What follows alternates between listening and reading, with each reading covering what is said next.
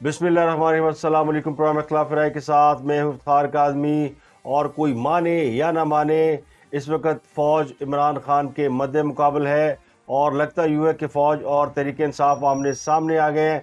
हुकूमत दरमियान से निकल गई है और मामला जो है वो अब किसी और तरफ चल निकला है। कल DGISPR और DGISI की प्रेस कॉन्फ्रेंस के बाद ये बात तो खुलकर सामने आ गई है कि खान साहब पर जो इल्ज़ामात लगाए गए थे या खान साहब जिन इल्ज़ामात की हवाले से बात करते थे, तो खान साहब के इल्ज़ामात झूठे निकले हैं। फ़ौज ने बहुत सी बातों को क्लियर कर दिया है। लाहौर से खान साहब लॉन्ग मार्च कर रहे हैं, उसका शेड्यूल तब्दील कर दिया गया है। अब ये लॉन्ग मार्च जो है वो जुमे से पहले शुरू नहीं होगा बल्कि जुमे के बाद शुरू होगा। और आज सारा दिन तहरीक इंसाफ सिर्फ लाहौर में ही अपना जुलूस निकालेगी और लिबर्टी चौक से निकलने वाला जुलूस शाहदरा तक जाएगा और शाहदरा में रात क़याम करेगा। इसके बाद क्या शेड्यूल है वो आपको बताएंगे। इसके अलावा एक बहुत ही मारूफ एंकर चौधरी गुलाम हुसैन को FIA ने कल रात गिरफ्तार कर लिया। आज उन्हें अदालत में पेश किया जाएगा। उन पर क्या इल्ज़ामात है, उन्हें क्यों गिरफ्तार किया गया और उस पर तहरीक इंसाफ क्यों शोर मचा रही है। क्या ये मामला सहाफ़ती आज़ादी का है, आज़ादी इज़हार राय का मामला है, या ये मामला कुछ और है, वो आपको बताएंगे। इसके अलावा मरियम नवाज़ केस का तफसीली फ़ैसला भी जारी किया गया है और खान साहब ने फ़ौज की प्रेस कॉन्फ्रेंस का जवाब दे दिया है। जवाब में उन्होंने क्या कहा वो आपको बताएंगे। खान साहब पर एक और इल्ज़ाम आया है कि उन्होंने अरब मालिक के 10 दौरों के दौरान मिलने वाले तहाइफ जो है वो रिकॉर्ड में ज़ाहिर ही नहीं किए और वो ये तहाइफ भी जो है वो हड़प कर गए। तो उनके हवाले से एक ख़बर ये भी है। इसके अलावा अरशद शरीफ की पोस्टमार्टम रिपोर्ट भी आ गई है, डिटेल रिपोर्ट, और ये बताया गया कि उनकी जो मौत है वो गोलियां लगने के तकरीबन कोई 15 से 20 मिनट के बाद ये मौत वाक़या हुई है। और कल अरशद शरीफ का जनाजा था, उनको सुपुर्द हाक कर दिया गया। एक मारूफ साफ़ी और उसके अपनी मौत के बाद, उनकी मौत के बाद बहुत से सवाल उठ रहे हैं। तो जो पोस्टमार्टम की इब्तदाई रिपोर्ट सामने आई है उसके मुताबिक लाश का अंदरूनी और बैरूनी तफसीली मुआयना किया गया है।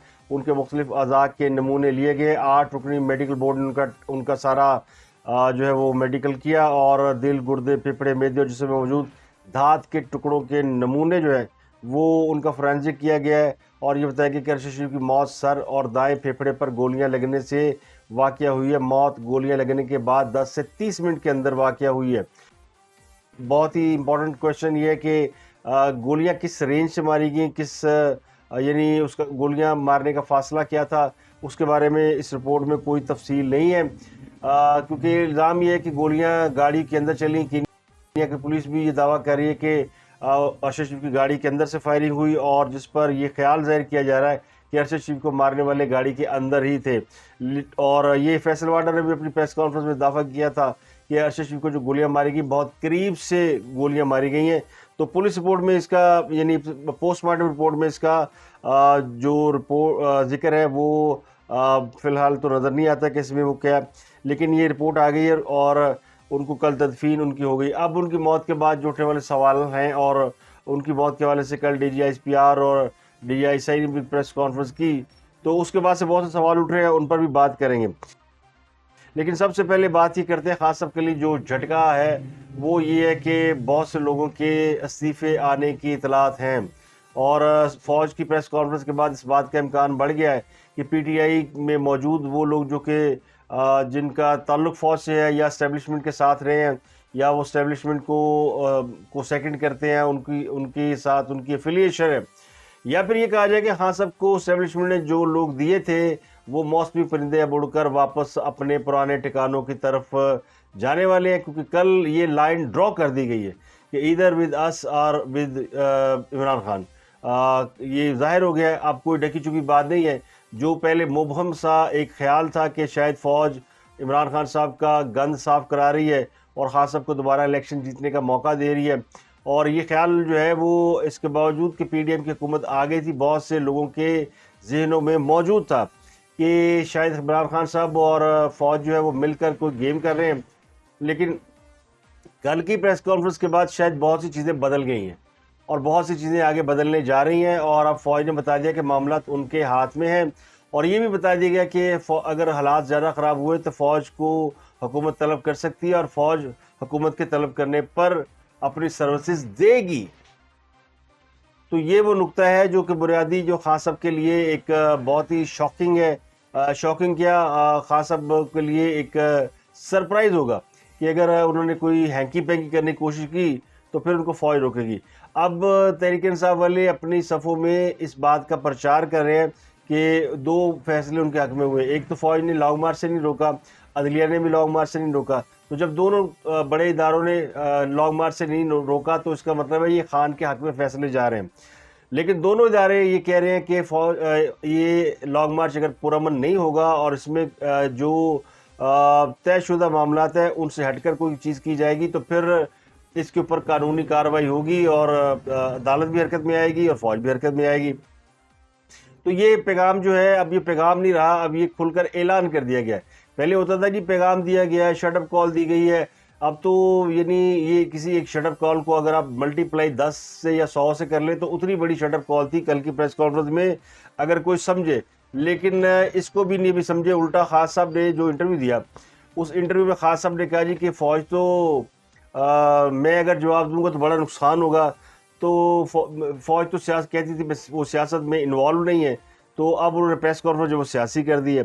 تو یہ خاص صاحب کا سوال بڑا ویلڈ ہے کہ فوج اگر سیاسی معاملات میں انوالو نہیں ہے تو فوج نے پھر سیاسی معاملات کے اوپر گفتگو کیوں کی ہے، خاص صاحب کے کچے چٹے کیوں کھلے ہیں؟ خاص صاحب تو اسی امید پر تو اپنی سیاست چلا رہے تھے کہ فوج سیاست میں نہیں ہے، اب انہیں کوئی کچھ نہیں کہے گا، وہ کچھ بھی بولتے رہے تو فوج سیاست میں ہے نہیں تو اس کا جواب دے نہیں سکتی۔ تو جب وہ اسی وجہ سے خاص صاحب کی جو ہمت بڑھ گئی، خاص صاحب نے جو پچھلے 6-8 مہینے سے جو کچھ کرنا شروع کیا، اس کے بعد اب فوج کے اوپر جس طرح اٹیک کیے، پرووک کیا اور فوج کی جانب سے کوئی جواب نہیں آیا، تو اس کی وجہ یہی تھی کہ فوج اپنے آپ کو سیاسی معاملات سے بالکل الگ رکھنے پر متفق تھی۔ اور کل یہ بتا دیا گیا کہ یہ فیصلہ صرف آرمی چیف کا نہیں ہے بلکہ یہ فوج کا جو ہے وہ یونینیمس فیصلہ ہے، متفقہ فیصلہ ہے۔ تو جب وہ اسی وجہ سے خاص صاحب کی جو ہمت بڑھ گئی، خاص صاحب نے جو پچھلے 6-8 مہینے سے جو کچھ کرنا شروع کیا، اس کے بعد اب فوج کے اوپر جس طرح اٹیک کیے، پرووک کیا اور فوج کی جانب سے کوئی جواب نہیں آیا، تو اس کی وجہ یہی تھی کہ فوج اپنے آپ کو سیاسی معاملات سے بالکل الگ رکھنے پر متفق تھی۔ اور کل یہ بتا دیا گیا کہ یہ فیصلہ صرف آرمی چیف کا نہیں ہے بلکہ یہ فوج کا جو ہے وہ یونینیمس فیصلہ ہے، متفقہ فیصلہ ہے۔ فوج جو بھی کام کرتی ہے بائی بک کرتی ہے۔ میں آپ کو بتا چکا ہوں کہ جو چیزیں بک میں لکھ دی جاتی ہے، جو چیزیں طے ہو جاتی ہے کور کمانڈر کانفرنس میں، ان کو درج کر لیا جاتا ہے، وہ ریکارڈ کا حصہ بن جاتی ہے۔ اور فوج نے طے کیا کہ اگلے 20 سال تک کم از کم وہ سیاست میں کوئی انوالومنٹ نہیں دکھائیں گے تو پھر ان کو بائی بک چلنا پڑے گا، اور وہ بائی بک چلیں گے۔ اور یہی بات وہ کل بتا رہے تھے کہ ہم بائی بک چل رہے ہیں تو ہمیں مجبور نہ کیا جائے کہ جس قسم کی آپ ایلیگیشن لگا رہے ہیں ہم پر، ہم سے ملاقاتیں بھی کرتے ہیں اور پھر ہمارے اوپر جو ہے وہ غداری کے الزامات بھی لگاتے ہیں، اور وجہ صرف یہ کہ خاص سب ملاقاتوں کے اندر کچھ ایسے غیر آئینی مطالبات کرتے ہیں جو فوج نہیں مان رہی، کیونکہ وہ کسی بھی سیاسی جماعت کی طرف اپنا وزن نہیں ڈالنا چاہتے، جو کہ وہ ڈال چکے ہیں۔ اب بہت سے دوست اس بات پر اعتراض کرتے ہیں کہ یہ سب کچھ وہی جو فوج نے کیا تھا اب ان کے سامنے آ رہا ہے، کیونکہ یہ جتنے جو عمران خان ہوں یا ان کی جماعت کے لوگ ہوں یا کوئی اور سیاسی جماعتیں ہوں، یہ سب کی لانچنگ میں فوج کا ایک بڑا اہم کردار ہے۔ خاص کی پارٹی اسٹیبلشمنٹ کی پارٹی تھی، وہی لے کے آئی تھی، 20-22 سال اسٹیبلشمنٹ کی نرسری میں ان کی تربیت کی گئی۔ تو یہ جو پچھلا 20 سالہ پروجیکٹ تھا اس کے اندر خان صاحب کو لانچ کیا گیا، وہ پروجیکٹ اب ناکام ہو کر داخل دفتر ہو چکا ہے، لیکن یہ پروجیکٹ ابھی تک گلے پڑا ہوا ہے۔ اور یہ پھر ظاہر ہے وہ گلے پڑے ہوئے صرف خان صاحب نہیں بلکہ اسٹیبلشمنٹ کے وہ لوگ جو اسٹیبلشمنٹ نے لانچ کیے تھے وہ سب بھی اب ان کے واپس گلے پڑے ہوئے ہیں۔ اور اسی لیے یہ اعتراض اٹھایا جاتا ہے کہ وہ لوگ جو اسٹیبلشمنٹ کی کل تک حمایت کرتے ہوئے نظر آتے تھے، جن میں اینکر پرسن بھی شامل ہیں، میڈیا کے لوگ بھی شامل ہیں، چینل مالکان بھی شامل ہیں، اب وہ سارے زیر عتاب کیوں ہیں؟ مثلا چودھری غلام حسین کو اٹھایا گیا تو یہ بھی اسٹیبلشمنٹ کے پرو اسٹیبلشمنٹ ایک زمانے میں تھے، صابر شاکر، مرحوم ارشد شریف اور اس طرح سبی ابراہیم، عمران ریاض، بے شمار ایک چین آف گروپ ہے جو کہ اسٹیبلشمنٹ کی طرف سے یا ان کے ساتھ بڑی وہ شو کرتی تھی کہ ہم ان کے ساتھ ہیں۔ لیکن پھر کیا ہوا؟ جب یہ سیاست سے لا تعلقی کا فیصلہ ہوا ہے تو سب کے ماہانہ بھتے بند ہو گئے، ان کی تنخواہیں بند ہو گئیں، ان کو جو بھی ملتی تھی فیسلٹیز وہ بند ہو گئیں۔ تو اس کی وجہ سے اب یہ سارے پڑے ہوئے ہیں، فوج کو، سارے اسٹیبلشمنٹ کو پڑے ہوئے ہیں۔ اور جب ان کے اوپر ان کو کوئی ہاتھ لگاتا ہے، ان کے اوپر کیسز ہیں یا ان سے کوئی بات پوچھتا ہے تو یہ شور مچانا شروع کر دیتے ہیں، کیونکہ انہیں پتہ ہی ہے کہ اگر ہم شور نہیں مچائیں گے تو پھر ہمارا جو ہے وہ ہم تو پکڑے جائیں گے. اور یہ وجہ ہے ابھی چودھری غلام حسین کو ایف آئی نے اٹھایا، اور ایف آئی نے انہیں ایک پرانے کیس میں اٹھایا جس میں انہوں نے بینک سے کوئی بڑا لون لیا ہوا تھا بقول ان کے بیٹے کے. یہ میں نہیں کہہ رہا، وہ چوہی صاحب جو ہے وہ گلبرگ کے ہوٹل میں بیٹھتے ہیں، معروف کافی شاپ ہے، اور جب وہ ہمارے پاس تھے، ہمارے ساتھ کام کرتے تھے تو اس وقت بھی وہاں جاتے تھے، تو اب بھی وہ وہاں بیٹھتے ہیں، اور وہ ٹھکانہ سب کو پتہ ہے کہ وہ وہاں پہ اپنا فارغ وقت جو ہے وہ گزارتے ہیں. تو وہیں پہ ایف آئی اے کے لوگ آئے اور انہوں نے وہاں سے اٹھا کے لے گیا. ویسے تو ایک ہیوملیشن کی بات ہے کہ جس جگہ انسان اٹھتا بیٹھتا وہاں سے اس کو اس طرح یعنی بے عزت کر کے لے جایا جائے. گرفتاری بے عزتی ہوتی ہے، ان کو گھر سے بھی گرفتار کیا جا سکتا تھا، ان کو کسی اور جگہ آتے جاتے بھی گاڑی روک کے گرفتار کیا جا سکتا تھا، لیکن یہ وہاں سے گرفتار کرنے کا مقصد شاید ان کی وہ جو وہاں پہ ایک محفل لگتی تھی اس کو سبوتاژ کرنا تھا. لیکن ان پہ بنیادی طور پہ ایک بڑا پرانا کیس ہے، اور اس کیس کی وجہ سے انہوں اٹھایا گیا، اس میں کوئی دو رائے نہیں ہے. اور وہ کیس جو ہے اس میں ان کے وہ اشتہاری ہیں یا ان کی ضمانت کینسل ہو چکی ہے، گرفتاری کا حکم ہے، لیکن چونکہ وہ میڈیا میں تھے اور خان صاحب کی حکومت تھی تو کوئی انہیں ہاتھ نہیں لگا رہا تھا. اب خان صاحب کی حکومت گئی ہے تو پھر وہ آگے مقدمہ درج ہے 2011/9294. یہ کمرشل بینکنگ سرکل لاہور میں ہے، اور یہ اس کیس 2003 کا ہے، مقدمہ 2011 میں درج ہوا ہے. تو بینک سے لون کا معاملہ ہے، اور پھر ویسے تو ان کے اوپر بہت سارے اور بھی کیسز ہیں. اس میں سوال اٹھایا گیا کہ یہ تو بڑے پرو اسٹیبلشمنٹ میں تھے تو ان کو کیوں اٹھایا گیا. تو اس کو سمجھنے کے لیے ضروری ہے کہ ایک بار پھر اس بات پہ غور کیا جائے کہ اسٹیبلشمنٹ اب انوالو نہیں ہے، نہ وہ پکڑ رہی ہے نہ وہ بچا رہی ہے. تو پھر یہ جو کر رہا ہے وہ ظاہر حکومت کر رہی ہوگی، ایف آئی حکومت کے ماتحت ہے. یہ کام پھر رانا ثناءاللہ سے پوچھا جائے، اس کا مطلب رانا ثناءاللہ صاحب بھی ایکٹیو ہو گئے. خان صاحب کی حکومت تھی تو بہت سے لوگ جو ہے عمران خان صاحب کے دور حکومت میں ایمرج کیے گئے. خان صاحب کے دور حکومت سے کوئی 2-4 سال پہلے ان کو یہ ٹاسک دیے گئے کہ وہ خان صاحب کے لیے کمپین کریں اور مخالفین کا برا بھلا ان کو کہیں. بہت سے لوگ آپ کو پتا ہے کہ وہ جب یہ پاناما کیس آیا تھا تو اس کو لے کے کس طرح بعض میڈیا چینل اور بعض اینکر یہ کام کرتے رہے. تو انہی میں سے پھر وہ لوگ جو ہے وہ جب ان کو جو ٹاسک دیے گئے تھے، اور اب پھر صحیح ہوتا ہے نا عمران ریاض خان کہ آپ نے ہمیں بتایا تھا سارے چور ہیں، اب آپ بیک آف کر گئے. تو وہ تو صحیح کہتا ہے کیونکہ سب کی تربیت یہی ہوئی تھی، بتایا گیا تھا. اب وہ جو ہے وہ ٹاسک واپس ہو گیا، یہ ٹاسک ختم ہو گیا، تو اب یہ سارے جو وہ اس پہ تو ان کے دور میں جن لوگوں نے بھی جو حکومت کے ساتھ تھے تو ان کے تو آنکھوں پہ اور چربی چڑھی ہوئی تھی. تو خان اسی چیز کا فائدہ اٹھا رہا تھا کہ فوج چونکہ سیاست سے لا تعلقی کا اعلان کر چکی تو اب وہ اس میں نہیں آئے گی. لیکن فوج جو ہے وہ اس کو پھر کل پریس کانفرنس کرنی پڑ گئی، اور اس پر پھر خان صاحب نے انٹرویو دیا 92 میں عامر متین کو، اور انہوں نے کہا جی کہ میں جواب دوں گا تو ملک کا بڑا نقصان ہو جائے گا. تو یہ اچھی بات ہے کہ اگر آپ کو احساس ہے تو آپ کو پہلے ہی یہ باتیں نہیں کرنی چاہیے تھی. دوسرا انہوں نے کہا کہ فوج سیاست میں انوالو نہیں، تو پریس کانفرنس کیوں کر رہی ہے؟ تو پریس کانفرنس اس لیے کر رہی ہے کہ اب بتا دیا گیا ہے. خان صاحب ابھی بھی آپ نے سمجھے کہ اب آپ کو بتا دیا گیا کہ انف از انف، اس سے آگے جو ہے نا آپ کے لیے پھر ریڈ لائن ہے. اس سے آگے آپ جائیں گے تو ریڈ لائن ہے. لانگ مارچ کریں، احتجاجی حق کے، یہ احتجاج کرنا حق ہے، ہر جمہوری پارٹی کا حق ہے، میں بھی اس کی حمایت کرتا ہوں، لیکن اس لانگ مارچ کے ذریعے ملک کو ڈسٹیبلائز نہیں ہونا چاہیے. لانگ مارچ لاشیں گرانے کے لیے نہیں ہونا چاہیے. لانگ مارچ اگر حکومت گرانے کے لیے تو اس کا مطلب یہ نہیں کہ آپ اس کے اندر کشت و خون کے بازار گرم کر دیں. اتنے بڑی تعداد میں لوگ جب جائیں گے تو ان کی سیکورٹی، رہنا سہنا، یہ سب باتیں جو ہے وہ کون دیکھے گا؟ اور یہ بڑے امپورٹنٹ معاملات ہیں. تو عوام کی جان و مال کا تحفظ کرنا بھی اب خان صاحب کی ذمہ داری ہوگی کہ کسی ایک کو بھی جو ہے وہ نقصان نہ پہنچے. اب دوسرا، خان صاحب نے یہ بات بھی مانی کہ میں نے آرمی چیف کو توسیع دینے کی بات کی تھی، لیکن جو ڈی جی آئی سے کہہ رہے ہیں وہ یہ نہیں کہہ رہے کہ انہوں نے آرمی چیف کو توسیع دینے کی بات کی تھی. وہ کہہ رہے تھے کہ میری موجودگی میں عمران خان صاحب نے یہ کہا تھا کہ ہم آپ کو لائف ٹائم تا حیات جو ہے وہ آرمی چیف بنا دیں گے. تو خان صاحب کی جو خان صاحب کے ساتھ فوج کے معاملات ہوئے تھے، گفتگو ہوئی تھی، وہ انہوں نے ریویل کر دی ہے. اور اس ریویل کے بعد جو ہے پھر اب فوج نے یہ بھی بتا دیا کہ عمران خان اس لیے غصے میں ہے کہ ان کے جو غیر آئینی غیر قانونی کام ہم نے کرنے سے انکار کر دیا، اور ہم غدار اور سازشی نہیں، غلطیاں ہوئی ہیں. تو غلطیوں کا اعتراف جو ہے نا وہ بڑی امپورٹنٹ بات ہے. یہ پاکستان کی تاریخ میں پہلی مرتبہ فوج نے اس طرح کھل کر اپنی پوزیشن لی ہے، یہ کوئی ذرائع کی خبر نہیں ہے کہ سورسز کہہ رہے ہیں جی فوج لا تعلق ہو گئی. اب تو خود آ کے دو ذمہ داران نے آ کے اس بات کو اگر اون کیا تو پھر اس کی بلاول بھٹو کے بیان کو اگر میں دیکھوں تو وہ صحیح کہہ رہے کہ اداروں کی پھر حوصلہ افزائی کرنی چاہیے.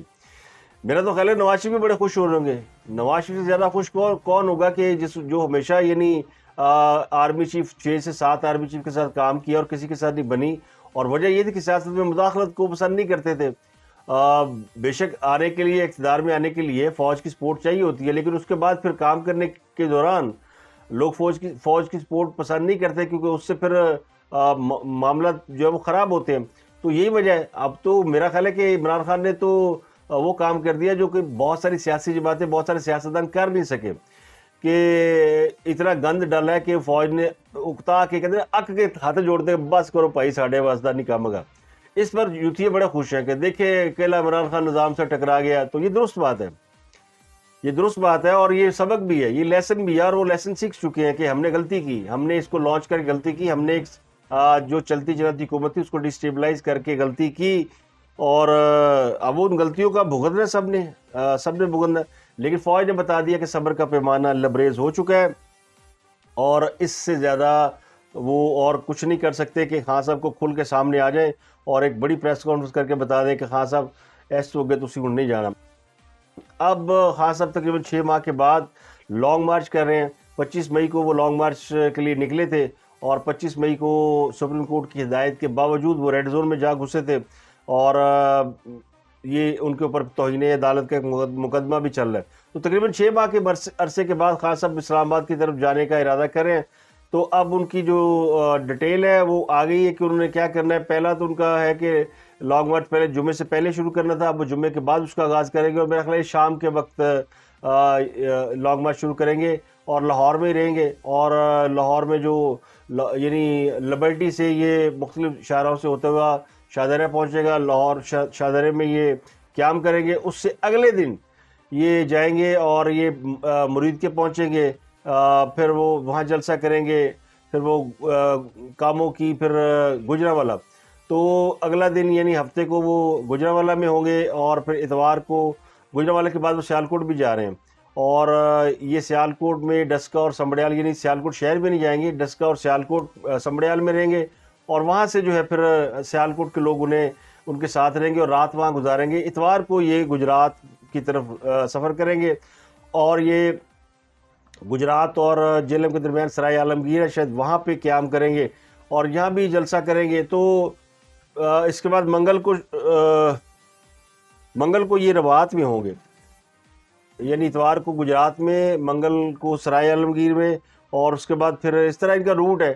اور یہ ہر جگہ پہ رک کے اپنے قافلوں کو مرج کریں گے, اور یہ بتایا گیا جی کہ بدھ کو یہ فیض آباد پہنچ جائیں گے, اور فیض آباد میں رک کر یہ دیکھیں گے کہ کے کے گلگت بلتستان اور باقی جگہوں سے قافلے آئیں. تو یہ پھر قافلوں کی صورت میں پہنچے. بقول شیر رشید یہ جمعے کو جو ہے یہ راولپنڈی پہنچیں گے, اور جمعے کو ان کا جو ہے وہاں پہ یعنی استقبال کیا جائے گا. تو یہ ان کا روٹ ہے. یہ تقریباً 4 سے 6 دنوں میں یہ اسلام آباد تک پہنچیں گے, اور حکومت نے جو ہے وہ اس کے اوپر یعنی الرٹ جاری کر دیا ہے. تو وزارت داخلہ نے خط لکھا ہے صوبوں کو, اور یہ کہا جی پی ٹی آئی کے لانگ مارچ سے عدم استحکام کا خطرہ ہے, خدشہ ہے, اور تمام صوبائی چیف سیکرٹری اور آئی جی کو خط لکھا اور بتایا گیا ہے, اور کہا گیا کہ یعنی کسی کو زبردستی وفاق پر چڑھائی کی اجازت نہیں دی جا سکتی. تمام سرکاری ملازمین ریاستی قوانین کے تابع ہے, اور تمام سرکاری ملازمین آئین کے تحت فرائض سر انجام دینے کے پابند ہے. یعنی دوسرے لفظوں میں کہا گیا کہ کوئی سرکاری ملازم لانگ مارچ میں شرکت نہ کرے. اور یہ اطلاعات بھی ہے کہ حکومت فہرستیں بھی بنائے گی کہ اگر کوئی سرکاری ملازمین جو ہیں وہ شرکت کریں گے تو پھر ان کے خلاف قانونی کارروائی ہوگی. اسلام آباد میں حکومت نے اچھی خاصی تیاری کر رکھی ہے ویلکم کرنے کی, لیکن اس میں جو سب سے اہم بات یہ ہے وہ ہے پنجاب حکومت کا کردار. اب ایک چیز تو کھل کے سامنے آ گئی چودھری پرویز الہی کے بارے میں. اب چودھری پرویز الہی کی پوزیشن کیا ہوگی فوج کی پریس کانفرنس کے بعد؟ وہ جو اسٹیبلشمنٹ کے لوگ ہیں, شیر شیر نے تو کہہ دیا میں بیمار ہوں, میں اتوار کو جمعے کو پنڈی میں ان کو ویلکم کر لوں گا. وہ لاہور سے لانگ مارچ میں شرکت نہیں کریں گے, یعنی کانوائے کا حصہ نہیں ہوں گے. اس کے علاوہ بہت سے لوگوں کے نام آ رہے ہیں, اور ایک اطلاع کنفرم نہیں ہے, لیکن کہنے والے کہتے ہیں کہ عارف علوی صاحب جو ہیں وہ عہدہ چھوڑنے پر غور کر رہے ہیں, اور انہوں نے کچھ دوستوں سے مشورہ بھی کیا کہ اس صورتحال میں وہ کیا پوزیشن لیں. ہو سکتا ہے وہ ریزائن کر دیں, ہو سکتا ہے وہ رہے, لیکن وہ انڈر پروٹیسٹ رہیں گے. وہ اس بات پر خوش نہیں ہے کہ جو معاملات پی ٹی آئی اور فوج کے درمیان چل رہے ہیں. اس کے علاوہ اور بھی لوگوں کے نام سوشل میڈیا پہ ہیں, کچھ لوگوں کے نام کنفرم نہیں ہے مجھے, لیکن اطلاع یہ ہے کہ بہت سے عام لوگ جو ہیں وہ آج سے پی ٹی آئی چھوڑنا بھی شروع کر دیں گے. ادھر سے خان صاحب لانگ مارچ کے لیے لاہور چھوڑیں گے, اور ادھر سے پی ٹی آئی کے بہت سے لوگ جو ہیں وہ پی ٹی آئی کو چھوڑ دیں گے. تو فیصل واڈا جو جا چکے ہیں, شیر سید بیمار ہیں, اور باقی کے لوگ جو ہے وہ سوچ بچار میں مصروف ہیں, اور چودھری پرویز اللہ پھنس گیا. چودھری پرویز اللہ نہ ادھر در ہے نہ ادھر در ہے, لیکن لگتا یوں ہے کہ وہ ان کی خواہش یہ ہوگی کہ خان صاحب جلد سے جلد پنجاب سے نکلیں اور فیض آباد چلے جائیں. لیکن وہ اب ان کی اپنی پوزیشن کیا ہوگی, یہ سب سے بڑا کویشچن مارک ہے. اور جو آخری خبر ہے وہ یہ کہ خان صاحب کے خلاف جو ہے کل لاہور میں پھر گھڑی چور کے نعرے لگ گئے, اور یہ وقت تو آنا ہی تھا. خان صاحب ایسے کہتے تھے میرے خلاف 10 بندے بھی نکلے میں عہدہ چھوڑ دوں گا. تو اب تو ان کے خلاف پوری قوم ہے, اور ان کا جو لقب ہے وہ توشہ خانہ چوری میں گھڑی چوری میں ملوث پائے گئے ہیں. تو ان کے خلاف جو ہے پھر اب لوگ جو ہے وہ گھڑی چور کے نعرے لگاتے ہیں, اور جہاں جاتے ہیں پھر ان کو اس قسم کے حالات کا سامنا کرنا پڑتا ہے.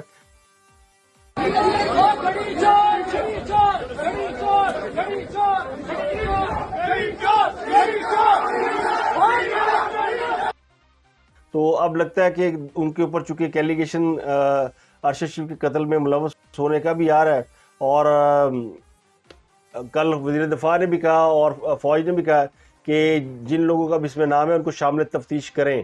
سلیمان اقبال کو واپس لانے کے لیے حکومت جو ہے وہ اب کارروائی کرنے پر غور کر رہی ہے, اور وزارت داخلہ کے ذرائع کہتے ہیں کہ اس سلسلے میں وہ انٹرپول کے حکام سے رابطہ کریں گے. پہلے ان کے خلاف باقاعدہ درج ان کو کہا جائے گا کہ وہ آ جائیں, اگر وہ آ جائیں ٹھیک ہے, لیکن ورنہ ان کے خلاف ایف آئی آر درج کی جائے گی, اور پھر اس کی بنیاد پر انٹرپول سے درخواست کی جائے گی کہ انہیں واپس لایا جائے. اطلاعات یہ کہ وہ اس وقت امریکہ میں یا کینیڈا میں مقیم ہیں. اور دوسرا, عمران خان صاحب کو شامل تفتیش کرنے کے لیے بھی کہا جائے گا. اس سلسلے میں ایک کمیٹی بنائی جا رہی ہے, اور یعنی ایک پولیس کی اور قانونی ماہرین پر مشتمل ایک کمیٹی بنائی جا رہی ہے جو اس کیس کا اہم اور قانونی پہلوؤں کا جائزہ لے کر اس میں جو لوگ انوالو ہیں ان کو بلائے گی اور ان سے تفتیش کرے گی, ان سے پوچھ گچھ کرے گی. ان میں عمران خان صاحب بھی ہو سکتے ہیں.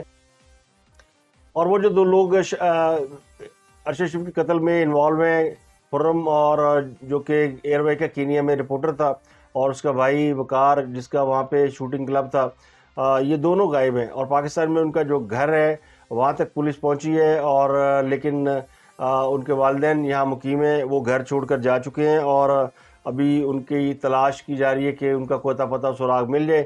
یہ 2 مشکوک کردار ہیں, اور بنیادی طور پر یہی 2 کردار ہیں جن کی پولیس کو تلاش ہے. اگر یہ دونوں مل جاتے ہیں تو پھر بہت ساری چیزیں سامنے آ جائیں گی. اور اس میں چونکہ خرم احمد اور وقار احمد ان کے ریزورٹس اور موٹلز تھے وہاں پہ کینیا میں, اور انہوں نے ارشد شریف کو فائرنگ رینج کا وزٹ کرایا تھا, اور جہاں پہ نیم فوجی محکمے کے یعنی جو رضاکار لوگ ہوتے ہیں وہ ٹریننگ کے لیے آتے ہیں, اور انہوں نے ہی ناکہ لگا کر جو ہے وہ اس گاڑی کو نشانہ بنایا تھا. اور اسے اب کہنے والے کہتے ہیں کہ یہ دانستہ طور پر ان کو یعنی ٹارگٹ کرایا گیا.